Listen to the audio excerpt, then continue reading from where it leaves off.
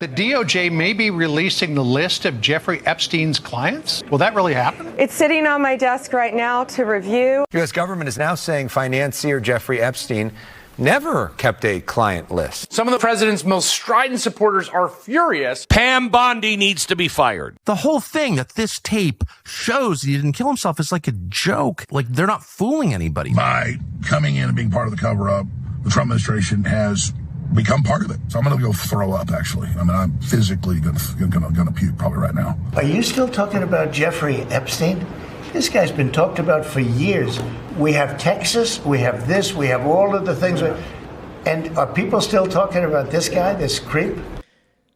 Seriously, are we still talking about this guy, this creep? We've been talking about him. It feels like we've been talking for, 10 years, 15 years? How long has it been now, Roy? We've been talking about Jeffrey Epstein. Forever. We've been talking about him so long that anyone born at the start of us talking about him is too old to date Jeffrey Epstein now. That's how long it's been. And now Donald Trump doesn't want to talk about Jeffrey Epstein He anymore. loves to talk about the 2020 election. But we have been when I say we, everybody in the country has been talking about this guy from the very beginning. Everybody, after they tried to cover it up and Julie K. Brown helped expose what was going on, we've been talking about it, and particularly Republicans, particularly as you heard, supporters of the president, a lot of the right-wing kind of podcast sphere. You heard from who was there? Tucker Carlson. You heard from Alex Jones. He was crying. Alex Jones was crying in the car. I couldn't believe it. I can't believe it. Jeffrey Bald with a goatee. Went right out there and said Donald Trump is covering up for Jeffrey Epstein. So we got to go right to the source. Julie K. Brown, award-winning Miami Herald investigative reporter, author of Perversion of Justice, the Jeffrey Epstein story. Julie, so we were promised new files. We were promised a client list, which probably doesn't exist in the form that people think a client list exists. But we were told there's all kinds of information, all kinds of files, all kinds of videos, all kinds of victims that maybe he didn't commit suicide, that maybe all this stuff. And then all of a sudden, July 4th, news dump. Oh, hey, real quick, by the way, Jeffrey Epstein committed suicide. There's no client list, and we're not releasing any more files. Bye. So it's no wonder that everybody is like, well, this is super fishy. So what happened this week? What is because that's the other thing too, is that people get distracted with some of the shiny objects, some of the terminology like client list, but what was the shady shit this week? What happened that we should be? There's a video, but it's missing 61 seconds. It's like, oh no, you can't even get out of your own way here. Like, what is that real headline from this week on the Jeffrey Epstein story, or what the president has now declared the end of the Jeffrey Epstein story? Well, this is sort of a theme with the Trump administration, right? They put out this, red meat stuff for their supporters to get them all riled up, and then it just doesn't happen. And so I think all along with his administration, his supporters have said, well, this didn't happen because of that. Oh, he couldn't do it because of that. But this Epstein, case is different than all these other things that he has promised, because it's very hard, I think, for the public to understand why he, after at least his attorney general was saying, his U.S. attorney was saying, we're going to do this. And here we even have files and a truckload is coming to my office. She kind of perpetuated this idea that something was coming. And then to do this, it's sort of like, wow, who do we believe now?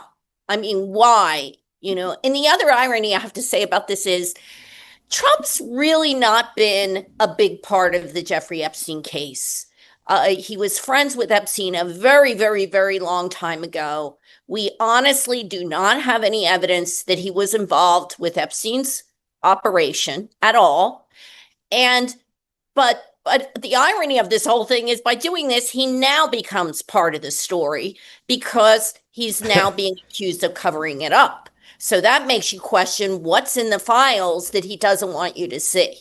Well, and we know, like you said, I mean, Jeffrey Epstein, there's a recording of him saying that Donald Trump was one of my best friends. Of course, Donald Trump famously told New York Magazine in 2002 that his buddy Jeffrey Epstein was a fun guy who likes beautiful women as much as I do, and many of them are on the younger side. We, of course, have Trump, I think, no less than, 7 times appearing in the flight logs of the so-called Lolita Express with Jeffrey Epstein's private plane. So there are some known Trump connections to the story, if you will, but certainly now that he's president, we were supposed to get the truth, the whole truth, and nothing but the truth, and now it's like nothing to see here. Right. Well, that to me is more, in a way, more, deserves more scrutiny because I know the case so well. There were tons of people that rode on his plane that couldn't possibly have been involved in his, there were children who went with their families on vacations to his islands. Okay. There were people that were in his orbit that weren't part of his operation. Of course. So you can't implicate everybody just because they were friendly with him. And that's been my thing. You can't say Trump committed a crime just because he was friends with him 30 years ago.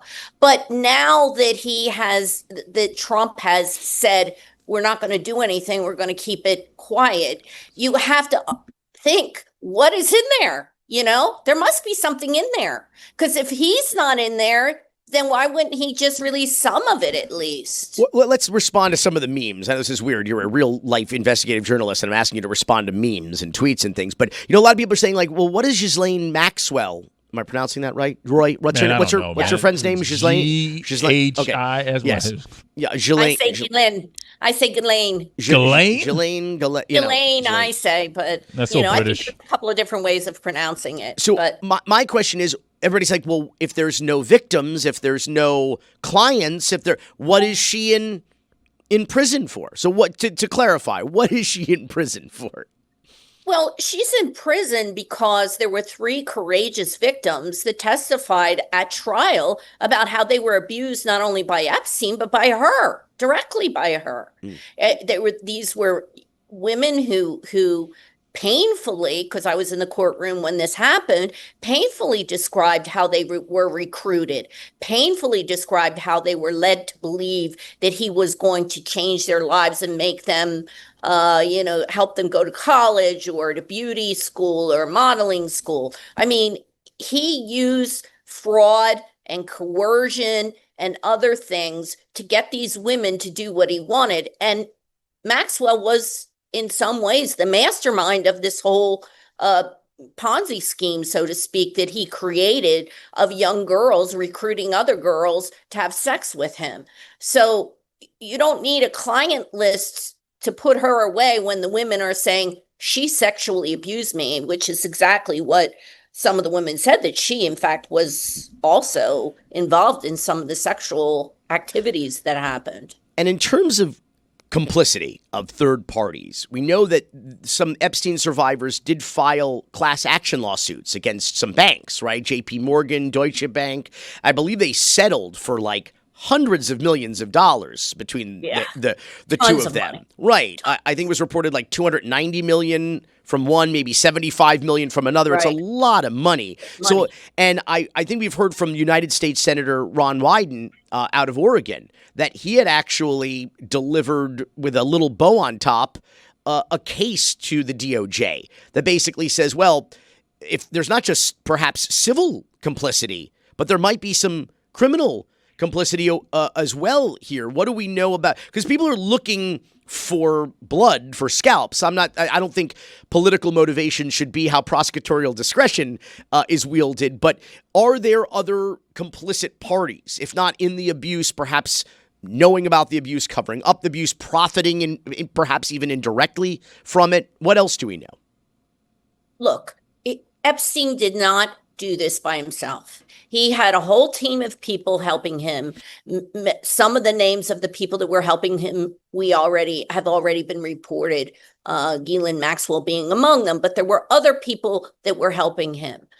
We know that he did business with Les Wexner, who was a billionaire founder or owner of Victoria's Secret. Somehow he ended up with Wexner's mansion, which, by the way, was or may still be the biggest private residence in the whole city of New York.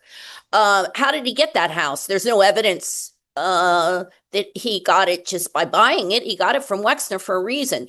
I mean, it's the proverbial follow the money. Follow the money. It was really a lot about money. And there were a lot of men with money who gave Epstein just oodles of money, and there's no evidence that he did anything for the money. I mean, I'm sure that's what the senator is looking at. Like, why did Leon Black give him all this money, millions of dollars for tax consulting? He could hire a real tax accountant, a real tax guru. Epstein was not that. So there is a lot of people in in those kinds of categories who, I mean, Leon Black paid the U.S. Virgin Islands a settlement. And the U.S., why did he do that? We still don't know. They had an investigation, and you have to wonder what they found out in order for Black to just give him, a lot of million. I think it was something like $15 million that he gave the government. What do you make of U.S. Attorney General Pam Bondi, FBI Director Kash Patel saying that also Epstein wasn't extorting anybody? No one was paying him protection money because he had any goods on them, abusing any of these young women or girls. What do you make of that? I mean, well, if you read their statement, it's pretty carefully worded. For one thing, they said they found no credible evidence. Now, that doesn't mean that there wasn't any evidence. And yes, it is their job to decide whether it's credible or not. But the problem is this case is mired in situations where the government has covered up information that was credible that they previously said was not credible. A lot of the information that I uncovered during my work on the case, it was dismissed. It was girl upon girl who gave evidence and had emails and had stuff like that from indicating that they were being abused, and they didn't consider that credible at the time either. So you have to wonder whether this, statement that they found no credible evidence that he was blackmailing people, you have to wonder what the word credible, whether the word credible was used in a credible way, if you will. And here's the other thing too. They might not have, Epstein really wasn't the kind of character. I mean, when you say blackmail, what do you mean? Was it you do this? He's first of all, he's not putting it in an email. He's not going to say, hey, if you don't do this, I'm going to reveal a video of you with somebody. That wasn't what these guys do. They do it, first of all, on the phone. We already know he did that because there was a banker with J.P. Morgan and that less, I'm trying to remember his name, which I can't remember his name, but there was a banker there that he purposefully spoke in with code, like he used one of the girls. They were calling her Snow White. So what do you call black? There's no credible evidence he was blackmailed. Well, but did they go to bank accounts? Did they look to see how much money that Epstein was paid? I mean, did they dig past the surface stuff and really follow the money and see what was happening here? Speaking of incredible evidence, can we talk about the prison video with the missing 61 seconds, according to the time code embedded on the video, that they claim, the federal government now claims, proves that Jeffrey Epstein committed suicide? I'm not saying he didn't, but they're saying that this piece of video with this missing footage somehow proves that he committed suicide. What do we know about that video and other video or missing video around his cell? It turns out that might not even be video of his cell door. It is in his cell. The whole thing, again, is a big red herring. And they think the people, and I guess there are some people that look at this because it's a frame of two cells, okay? And then they point to him walking down below. You can barely see him.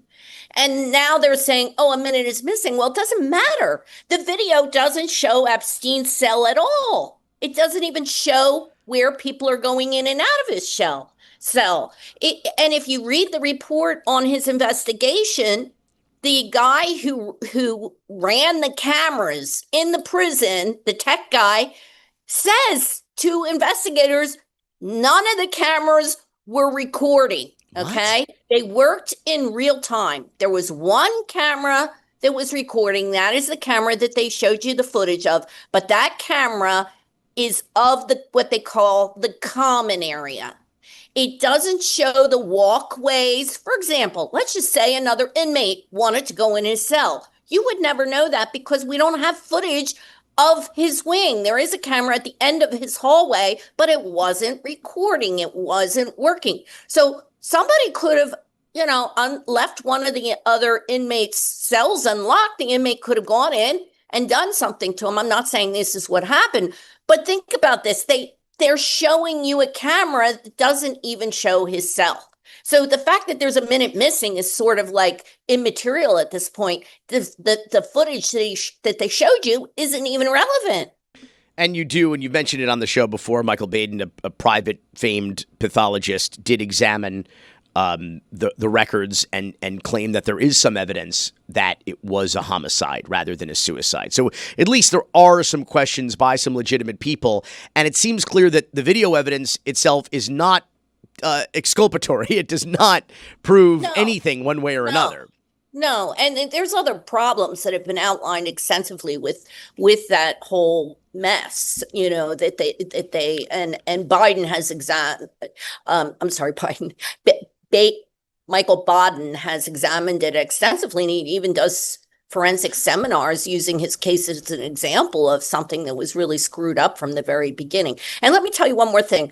I covered prisons for about 4 years, and I can't even tell you some of the stuff that people get away with in those prisons. They know exactly where the cameras are. They know exactly how to commit crimes where nobody knows how to do them. It is a science to them. They know exactly some of the horrible, horrible things that happen in prisons have actually, including some of my stories that I've written about, have actually been made into TV shows. I mean, these prisons are full of corrupt people, and it's just not a far-fetched idea and not a conspiracy theory to think that something else may have happened. Now, I'm not saying he was murdered. I just don't think we know the full story. Are there more Epstein files?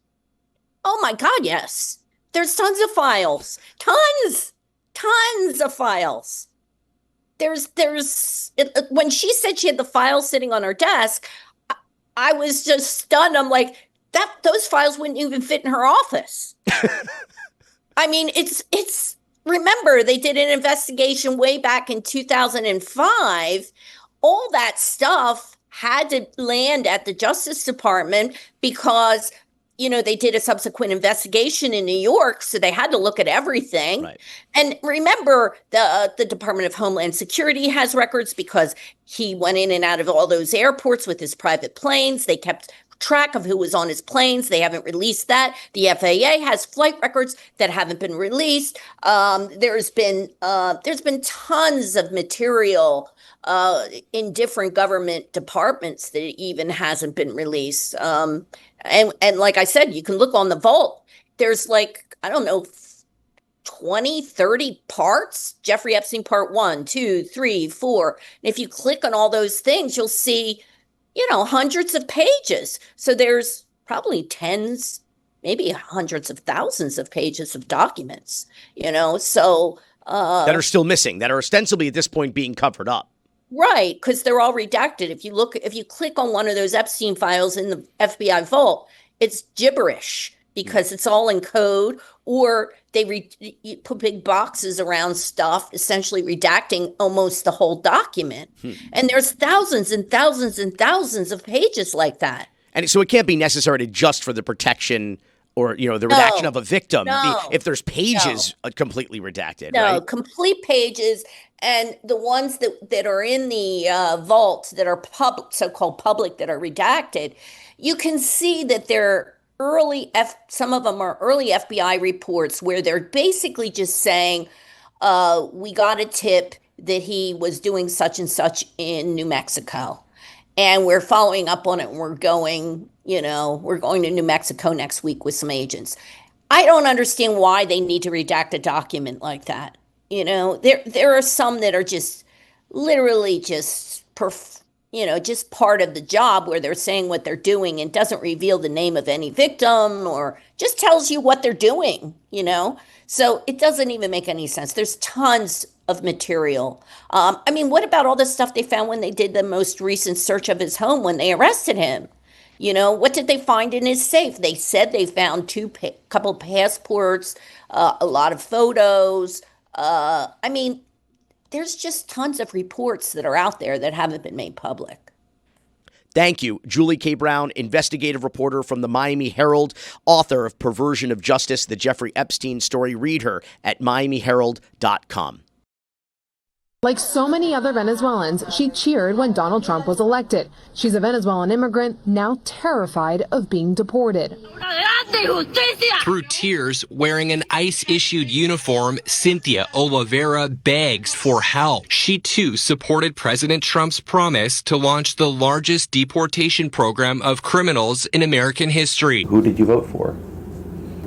I feel embarrassed to tell you. You voted for Trump. How do you feel now? Horrible. Toda mi familia votó por Trump. Do you feel deceived? Beyond betrayed.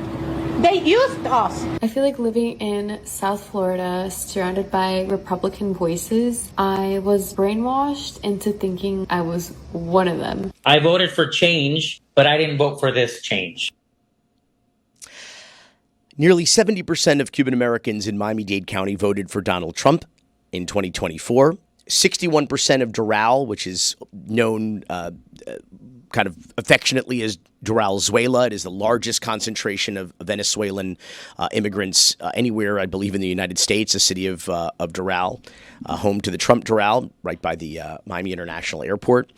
And there is this, it turns out that MAGA is Spanish for FAFO, right? Because there's this genre now on a subgenre of social media of these videos going viral. I mean, tens of millions of views on like my IG alone, that of like people crying and that they voted to deport themselves, or they voted to deport their son or their daughter or their husband or their wife. And they didn't know that this was going to happen to them. It's like, I didn't vote for this. I voted to deport your husband, not my husband. It's a wild phenomenon, and kind of the danger here of, low information voters or self-hating voters. I don't really know what to make of it, but I know someone who does, and that is Sasha Tirador, who is a purveyor of and great aggregator of these videos. We played some English ones. Most of them are in Spanish and subtitled, but because the people who were here voting were not speaking English, which is weird because, Sasha, the president of the United States a couple months ago signed an executive order declaring English as the official language of the United States. So how are these people even voting if they can't go on TV and bemoan the deportation of their sons, husbands, spouses, if they can't speak English? That's a rhetorical asshole question. You don't have to answer that. But more importantly, find Sasha on YouTube, on social, search The Sasha View, Sasha. Her stuff is fantastic. It's hilarious. It's also profoundly sad in a way, isn't it? I'm not sure what to make. It's very Schadenfreudy. Like, what do you make of these videos? People love them, no doubt. But isn't it sad? It's sad. It's sad. And hi, Billy. I'm so happy to be here with you. It's such an honor. So I love your show. So yes, it's sad. Thank you. But there's a purpose of why I'm doing it, especially in Spanish. It's because the Hispanic community does not learn by reasoning. You cannot reason, and I know it. If any other nationality were to say this, oh my God, that's racism. No, that's BS. We don't reason. We need to make them feel embarrassed, because that's the only way Hispanics learn, especially non-English speaking Hispanics. When they feel embarrassed is when they check themselves. Other than that, there is no reasoning, because to reason, especially my own community, the Cuban American community, for us to admit that we are wrong, it is such a hurdle that it usually does not happen, because the majority of Cuban Americans are very, I want to say they have an inferiority complex. So in order for them to admit they're wrong, it's not going to happen. So you're always going to have your percentage of Cubans that it doesn't matter if Trump comes and slaps them in the face physically, personally, they're still going to say, oh, I love Trump. So you're always going to have that. And history, all you have to do is look at history. You still have people in Cuba saying, oh my God, I love the revolution. They have no teeth, they have no medical care, they have no food, but they are still for the revolution. And that's a very small percentage. And for years to come, you're always going to hear in South Florida, especially, a Cuban say, oh, I still love Trump. So those are forget about that percentage. Now, the other percentage, which you were talking about at the beginning, yes, they are ill-informed, because all people are a reflection of the media they consume. And in South Florida, we have a crisis. It's actually a crisis across the nation, which I can post a 48-hour-old news piece in Spanish, and people are like, really? Wow, that happens? Because Spanish media was created to entertain, not to inform. Well, misinformation is a problem everywhere. It has always been, I mean, Miami was sort of the progenitor of it. I mean, the OGs, if you will. Spanish talk radio is what taught, in a weird way, Rush Limbaugh how to do what he does. They taught Fox News how to do what they do. And I wonder about this, how things, you opened up so many cans of worms I want to talk to you about. But let's stay on this sort of like the lack of information or misinformation in Spanish language media in this market. I wonder, for example, what are they even hearing now? There's a lot of stories, as we said, in Spanish, so people are seeing Spanish of these folks outside of immigration court downtown here, sobbing about their husbands being taken away. They are seeing some of this, but I wonder, like, you listen to Spanish language radio, there's this really tragic story of this 75-year-old man who was busted for pot hauling back in like 1980. It's like a 40-year-old, pot bust from back in the day. He's got a family. He's got kids. He's 75. He's frail. He was in poor health. He's just kind of chilling, living out the rest of his life in Key Largo, living the Florida dream. Goes to the community center, gets picked up by ICE, and dies at Chrome. So basically gets a death sentence 40 years later for some pot hauling charge from when he was a kid. And we're in Miami, where a lot of people got caught up in a certain lifestyle in a certain industry back in the day, particularly young immigrants. They got caught, they did their time, they paid their debt to society, and now they're dying in immigration prison. So I'm wondering, are people hearing about that in Miami in Spanish language media, on Spanish language radio, for example? And what do they think? They are. Okay. Cases like that are so extreme, yes, they have no other choice than to speak about it. But when they do, it's always the but, right? So in Spanish, right, pero. So you have a 75-year-old resident that died in detention, right? But he was a drug dealer. Ay, Dios mío. Specify. Yeah, they don't specify it was for pot. They don't, it's just, so the Spanish speaker that's listening to that says, oh, well, he was, a criminal, just like Trump said. And that's the problem. Uh-huh. Right. Of course, right. He's a convicted criminal, even though it was 40 years ago. You said it's an inferiority complex. Yeah. You could look at the comments. A lot of people, other Hispanics from other countries, or whose families are from other countries, think it's a superiority complex, not an inferiority complex. Sometimes those two things come hand in hand. I get that. But like you can. I'm trying to think of how to phrase this, because it's really interesting to me. There is a lot of people. We're all subject to this now. But there's a lot of people taking kind of joy, the Schadenfreude element. I'll let you take a sip of your drink if you'd like. But there's a lot of people, taking pleasure in watching the misery and of these families, of these people, because they're kind of like, have the day you voted for. Kind of FAFO'd is one of the, the nicknames for some of these ladies, for example. Like, so I'm curious, just like, what do you make of the joy? You see the comments in your posts. What do you make of just the joy that people feel about other people's pain, which I find really disturbing? I think it's two things. I don't think it's joy of other people's pain. I think it's accountability. I think that Democrats need to read the room, because it's not only the Hispanic community. We are sick and tired of Democrats playing by the rules and always trying to be politically correct and not hurt other people's feelings. We want their feelings to be hurt because we are hurt. So if me making fun of you for being an idiot hurts your feelings, tough, because we're losing our democracy because of your stupidity. So excuse me if your feelings are hurt. There is zero empathy. We need to hold them accountable. And if they are truly sorry, well, you know who to vote better, how to better vote next time. And at the end of the day, it's about making people responsible for their actions. That's all it is. And I think it's across the board. I think it's all nationalities. I think people are pissed off and people don't want this. Oh, well, he's sorry. You're sorry? You just screwed up the whole country. Well, it didn't go much better in Cuba, to be perfectly frank. We can say that now! So what is it? Is it a propensity towards strongmen?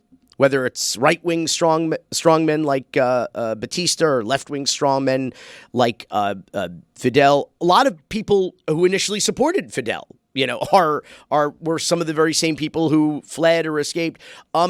Is it, is it a matter of, like you were saying, kind of pride in that you can't admit you were wrong? It's hard to admit that. That's why a lot of con men target elderly people. They have a nest egg. They can be kind of gullible. They don't know technology that well. They can be very trusting. And then they're too prideful later to admit or report that, hey, I was duped. I was, I'm too old. I'm too slow. I might have been taken advantage of. Is it what is it? Is it like how do you get through to these kinds of voters now?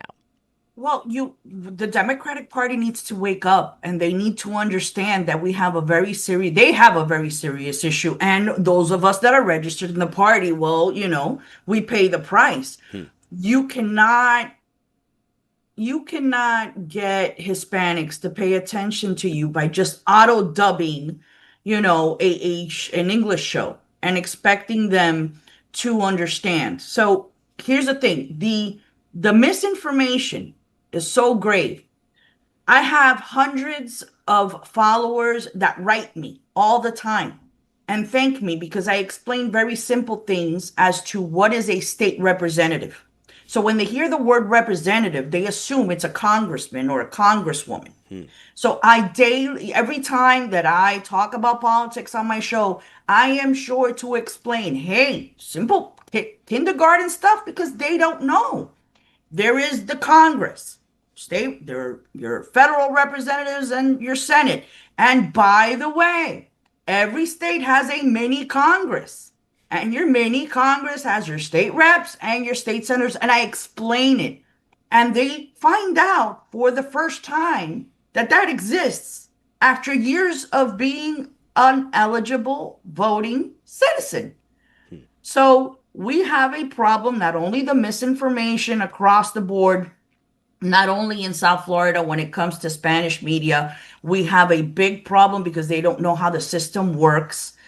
Something as simple as a school board member, they don't know what the function is. So if you don't go back to basics and you just assume that everybody knows what you're talking about, well, then you get the results that you get in the presidential election. Now, how do we fix it? We fix it by information. The first thing that needs to be addressed is the crisis. It is a crisis that spanned 35% of the Hispanics in the United States do not speak English.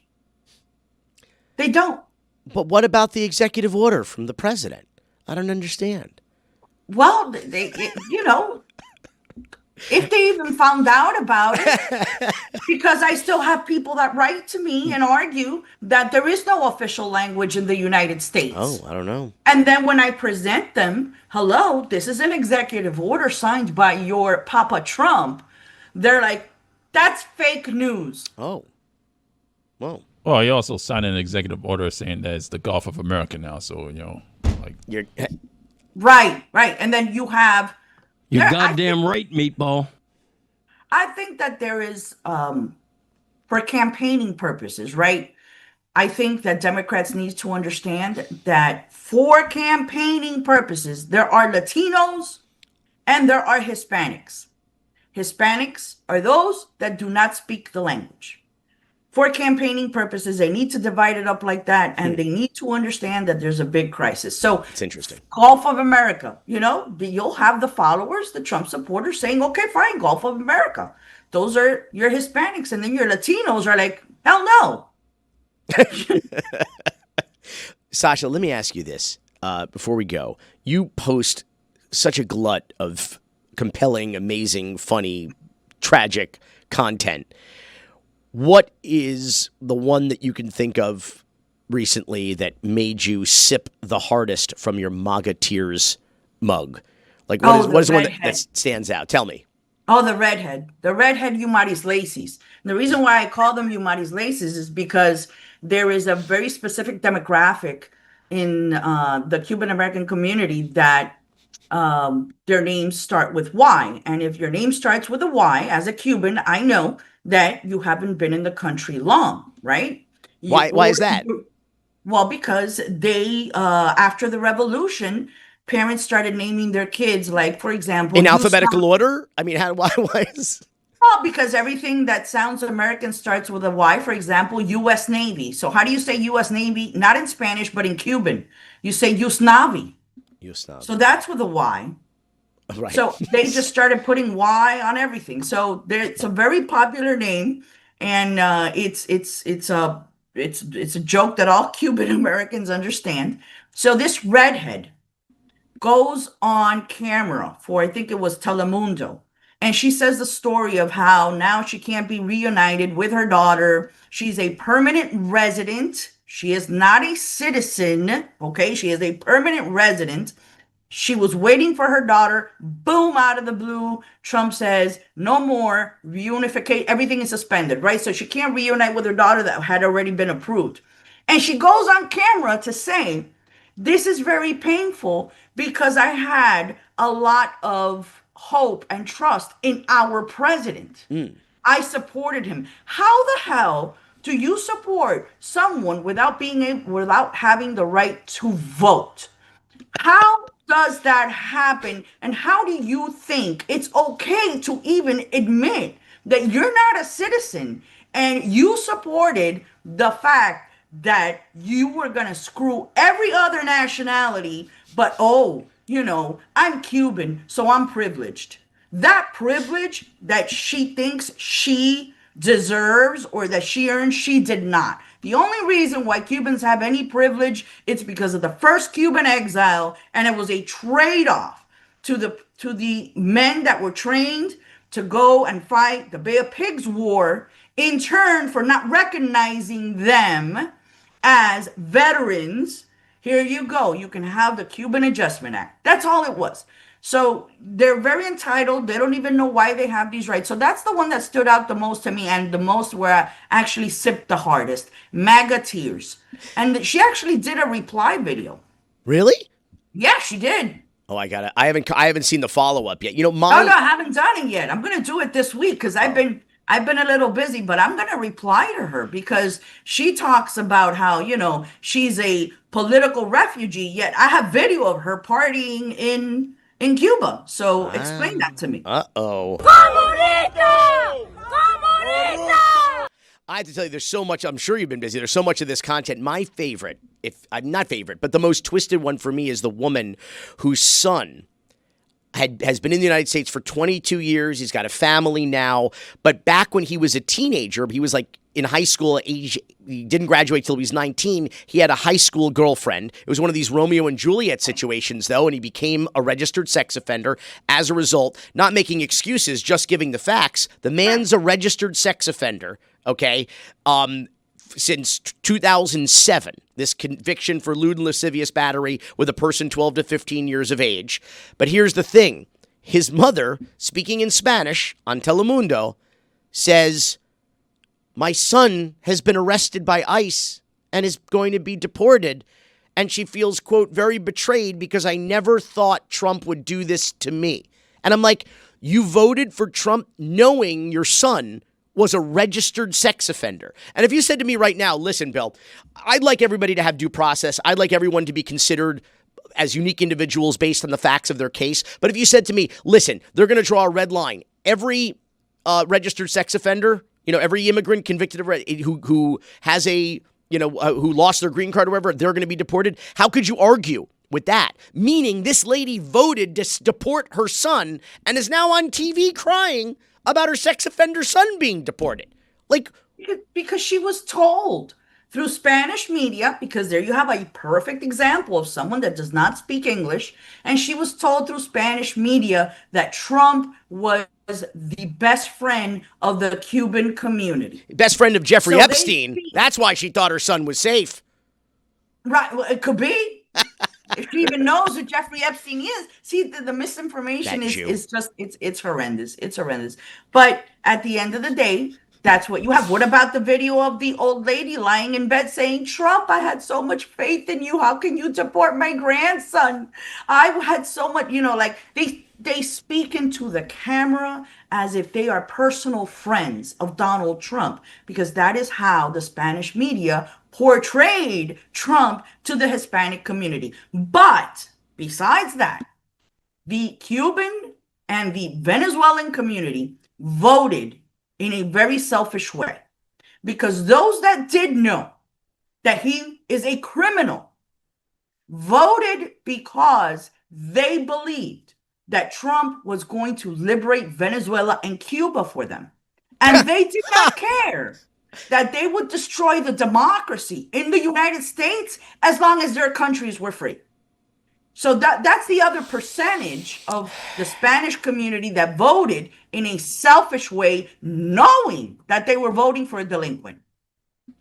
Sasha Tirador, check her out. The Sasha View on YouTube, the TikTok machine, Instagram.